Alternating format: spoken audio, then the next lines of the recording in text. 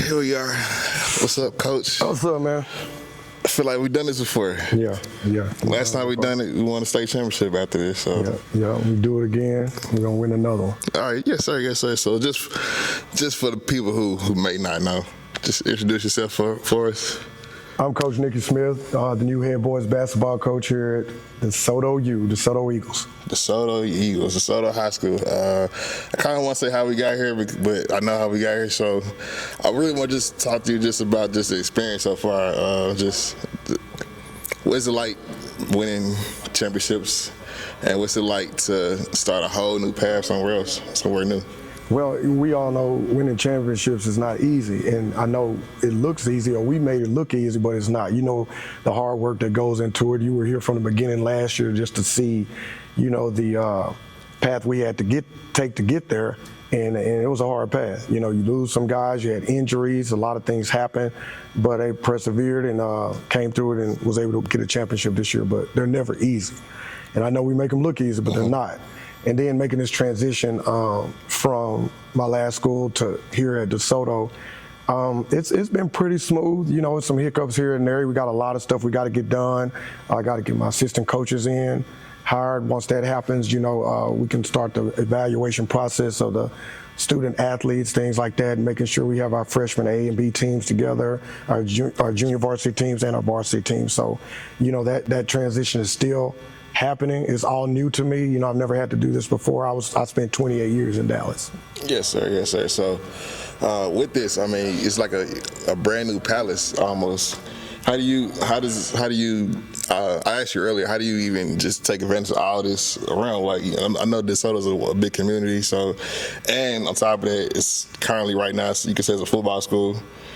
But in the past, it's been at basketball school with all these banners around. How do you bring back the energy for basketball to something, Well, day one, I came in and set a standard and what the expectations were, and that it wouldn't be less than that. And, just coming in, changing the culture, that's the one thing I want to do, bringing structure. Things aren't as organized as I would like them to be right now, but they're going to be. So the main thing I wanted to do was come in and just give what was here some structure. And I think that's going to help us go a long way. From day one, you saw just a difference in the athletes and coming in, being on time, starting stretching lines, going into the drills. Everything's just like clockwork.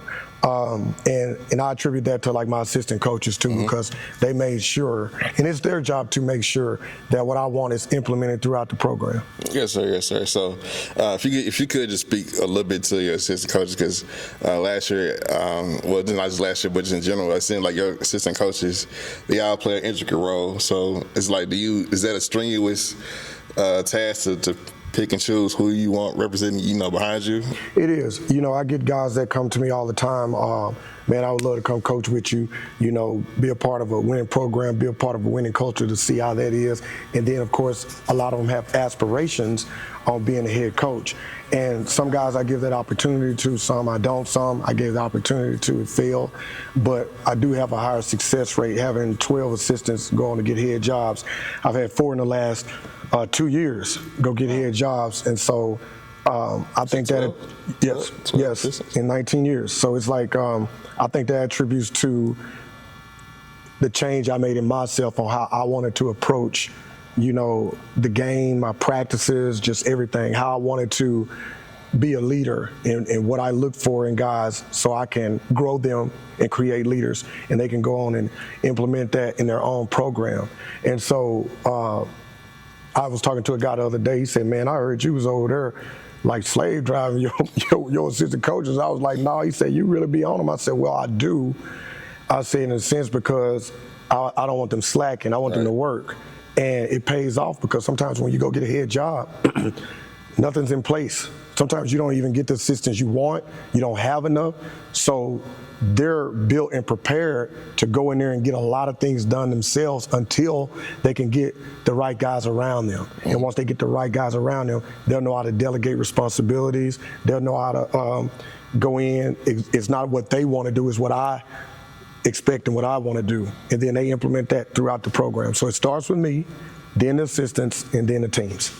Yes, sir. So it's gotta feel good, right, to know that your program works so well to the point where it's able to help 12 other people, you know what I'm saying, provide opportunities and feed their families. Like it's gotta be a good feeling, right? Like you a tree almost like that. Well, it is, but you know, you hate losing good assistants, but at the same time, you're happy for them because they get a chance to go on and implement their style or their program in a system that they're even more comfortable with.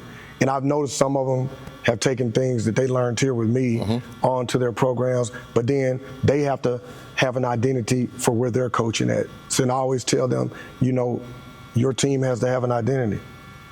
It ain't what we were doing over here. You can take some of that, but now it's your turn to come up with your philosophy and create your team's identity.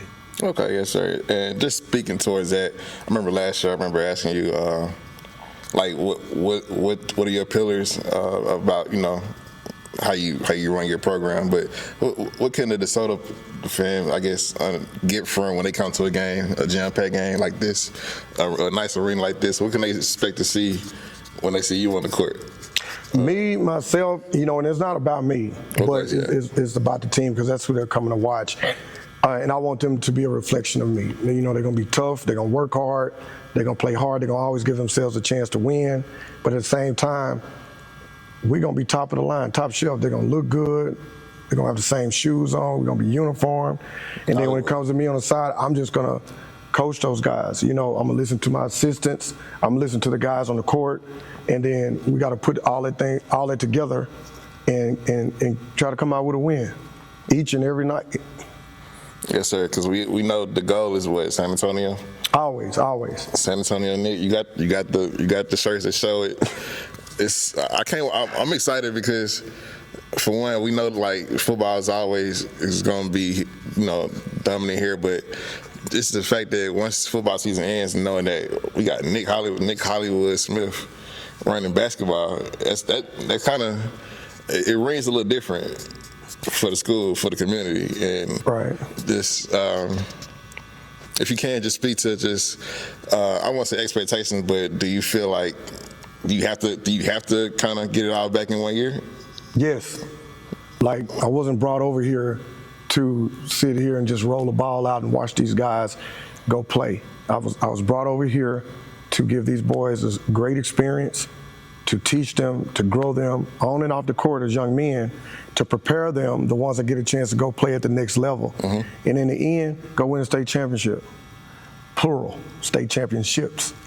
That's why I was brought over here, and that's what I plan to do. Is there high expectations? Yes. I knew that when I took the job, when I signed that letter of intent to hire. I knew that just from talking to the athletic director. I knew that from just talking to some of the people in the community that's very involved up here at the school. So that's no problem. To me, that's not pressure.